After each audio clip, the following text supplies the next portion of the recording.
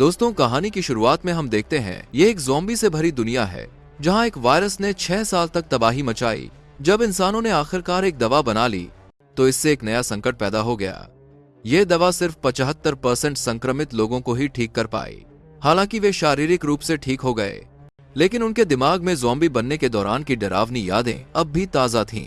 बचे हुए ज़ॉम्बी दवा के असर के खिलाफ अपने शरीर की प्रतिरोधक क्षमता की वजह से कभी भी इंसान नहीं बन पाए। जब सरकार इन दवा से न ठीक होने वाले ज़ॉम्बी का क्या करे इस पर सोच रही थी, तभी तीसरे ग्रुप के यानी ठीक हुए लोगों के आखिरी समूह ने अलग थलग रखे गए कैंप को छोड़कर इंसानों की दुनिया में लौटने की तैयारी शुरू कर दी। लेकिन उनके वाहन से उतरने से पहले ही उन्हें बड़ी संख्या में लोगों के विरोध का सामना करना पड़ा। लोग पक्के तौर पर मानते थे कि ज़ॉम्बी के इंसान बन जाने के बावजूद वे अपने अंदर की बुराई को खत्म नहीं कर सकते और किसी भी दिन फिर से खून पीने वाले दानव बन सकते हैं। लोगों का यह रवैया ठीक हुए लोगों के लिए एक ठंडे पानी की तरह था, जिसका मतलब था कि उनके लिए समाज में फिर से घुस पाना बहुत मुश्किल होगा। भले ही सरकार ने जबरदस्ती दखल दिया, ठीक हुए लोग सिर्फ सबसे घटिया काम ही कर सकते थे।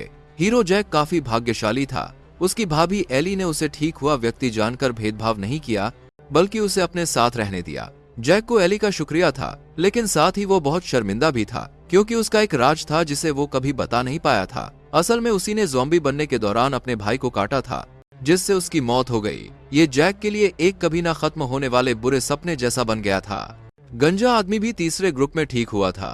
वो अपने घर तो लौट आया, लेकिन दरवाजा खटखटाने की हिम्मत नहीं कर पा रहा था।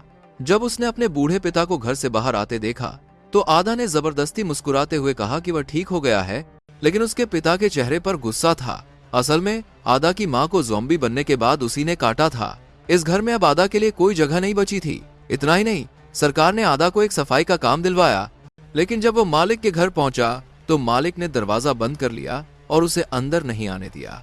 स्थानीय लोगों का ठीक हुए लोगों के प्रति पूर्वाग्रह साफ दिख रहा था। दूसरी ओर जैक कहीं ज्यादा भाग्यशाली था। उसे सरकार ने अलग थलग रखे गए केंद्र में काम पर लगाया, जहां हर तरफ ज़ॉम्बी थे, जो आम लोगों के लिए एक नरक से कम नहीं था। लेकिन किसी कारण से सबसे खूंखार ज़ॉम्बी भी ठीक हुए लोगों पर हमला नहीं करते थे।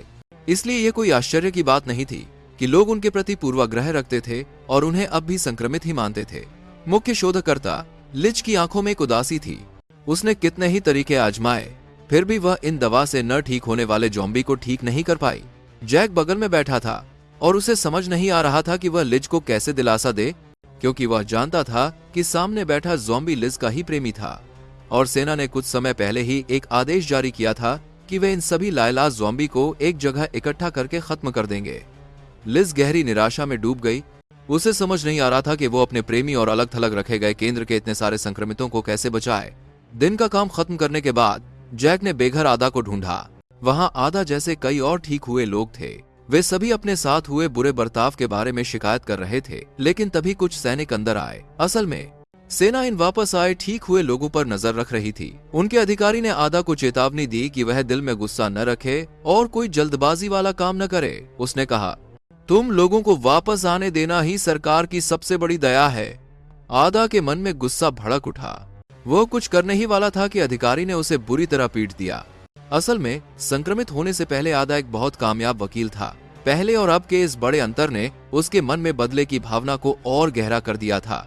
इसी बीच जैक फिर से एक बुरे सपने से जाग गया। उसका छोटा भतीजा दरवाजे पर खड़ा उसे डर के साथ देख रहा था। बाहर आने पर जैक ने देखा कि किसी ने दरवाजे पर पेंट फेंका था। ऐसा लगता था कि उसकी भाभी को भी उसे अपने साथ रखने की वजह से बहुत नफरत झेलनी पड़ रही थी।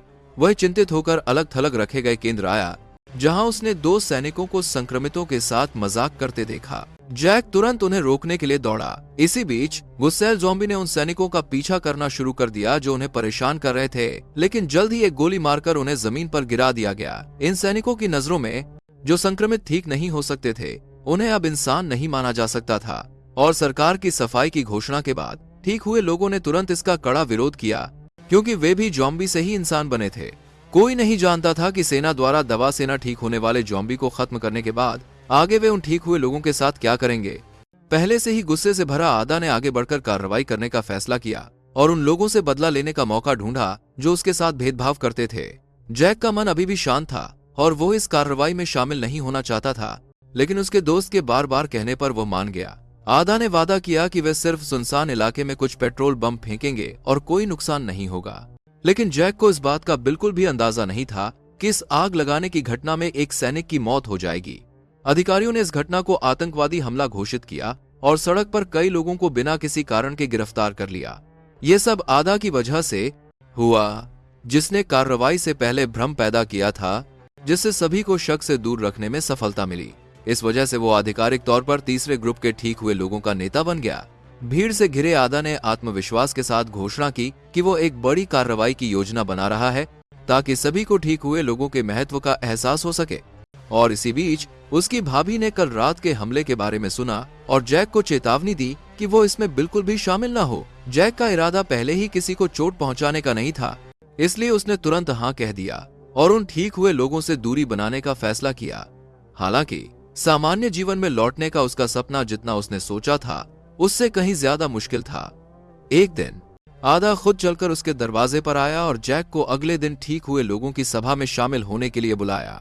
जब उसने देखा कि जैक हिचकिचा रहा है तो वह तुरंत असली बात समझ गया और जानबूझकर चाचा भाभी के रिश्ते में दरार डालने की कोशिश की। उसने पूछा, एली, क्या तुम किसी ठीक हुए व्यक्ति को स्वीकार कर सकती हो, भले ही वह तुम्हारे पति का हत्यारा ही क्यों ना हो? एली इस संकेत को नहीं समझ पाई, लेकिन जैक ने तनाव में अपनी मुट्ठी कस ली। अच्छा हुआ कि आदा ने राज नहीं खोला। उसका भाई जिसने उसे काटा था वह सामने बैठा था।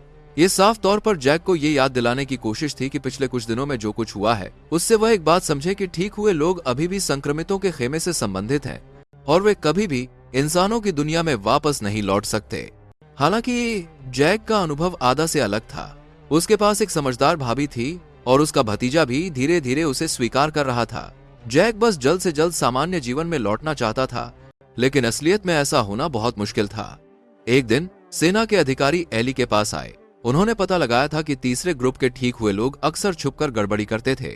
जैक और नेता आदा एक दूसरे को अच्छी तरह जानते थे। अधिकारी ने उम्मीद जताई कि एली को कोई भी खबर मिलते ही वह तुरंत उनसे संपर्क करेगी। फिर उन्होंने एक तस्वीर निकाली।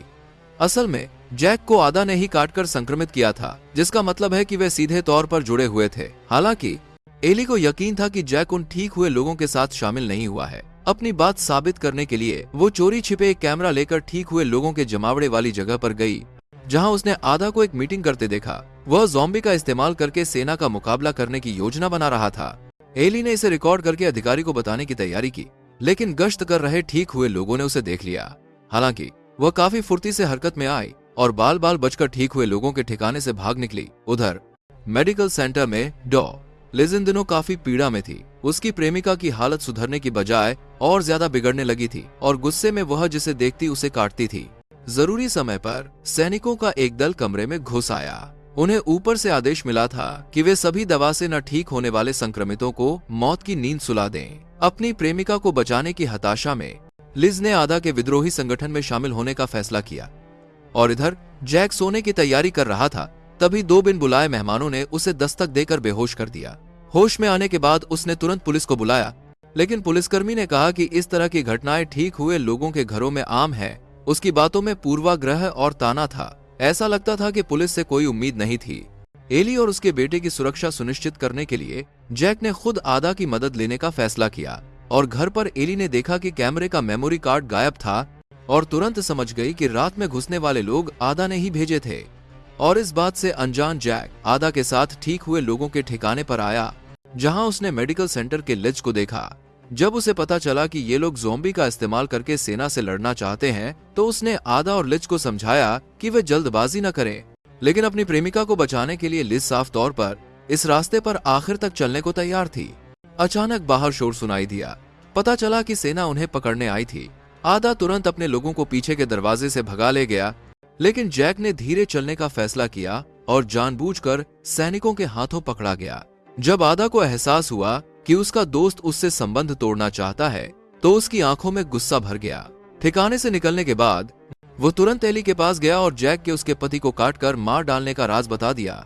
और सेना के अधिकारी ने जैक के सामान्य जीवन में लौटने की जबरदस्त इच्छा को महसूस किया, इसलिए उन्होंने उसे ठीक हुए लोगों के समूह में घुसकर भेदिया बनने के लिए मनाया।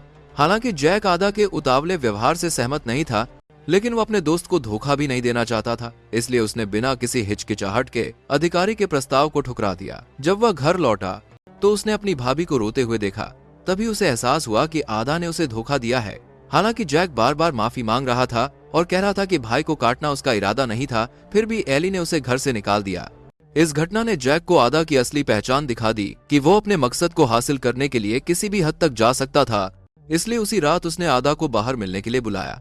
नाम के लिए तो उसने कहा कि वह ठीक हुए विद्रोहियों में शामिल होना चाहता है, लेकिन असल में यह एक जाल था। बड़ा अधिकारी आतंकवादियों के नेता को अकेले पकड़ने आया था और इसका नतीजा वही हुआ जिसकी उम्मीद थी।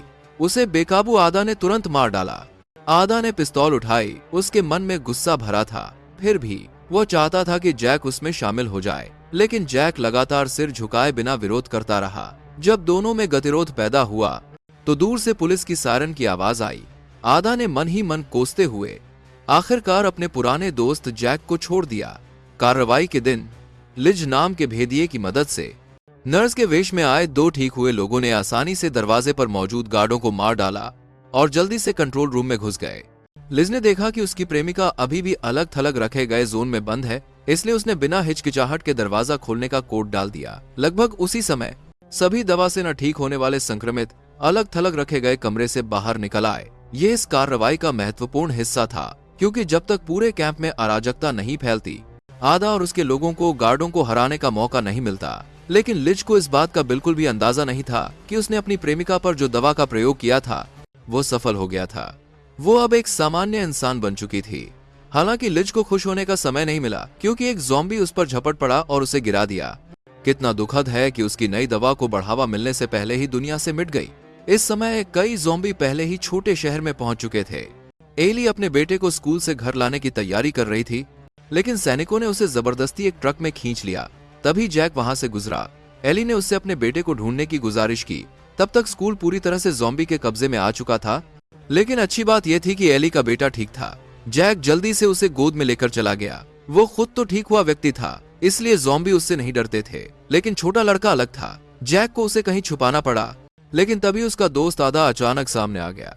ये देखकर कि जैक अभी भी उसके साथ शामिल होने को तैयार नहीं था, इस बार वह सचमुच उसे मारना चाहता था। शुक्र है कि ठीक उसी समय दो सैनिक वहां से गुजरे और आदा को गोली मार दी।